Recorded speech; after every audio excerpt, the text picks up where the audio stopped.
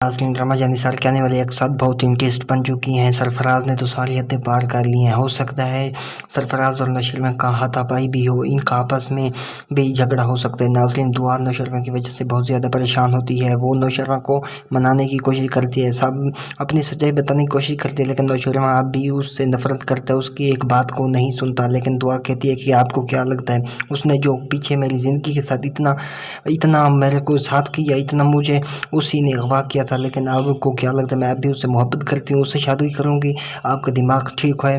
नौशरा कहता है कि मुझे सारी सच्चाई का पता चल चुका है, लेकिन अब अपनी ये झूठी कहानी बंद करो, मैं बहुत जल्द तुम्हें आज़ाद कर दूंगा। दुआ वो ये सुनकर बहुत ही परेशान होती है। अब कशमाला कहती है दुआ को कि मैंने सोचा भी नहीं था कि तुम इतनी चालाक औरत निकलोगी। तुमने सबसे पहले मेरे शौहर को मुझसे छीना, अब तुमने अपनी बहन का भी शौहर छीन लिया। तुम्हें शर्मिंदगी इस बात की नहीं होती? अब तो फिजा को डिवोर्स मिल चुकी है। दुआ बहुत ही होशे में होती है। कशमाला को कहती है कि मैं बहुत जल्द तुम्हारी और सरफराज की सच्चाई नौशरमा के सामने लाऊंगी। कशमाला कहती है लाओ, अगर तुम ला सकती हो तो सबसे पहले तुम अपनी बहन को तो मनाओ, जो तुम्हें मुंह भी नहीं लगा दी। वो तुम पर इतने गंदे इल्ज़ामात लगा रही है, जो तुम्हें अपने घर में दाखिल भी नहीं होने देती।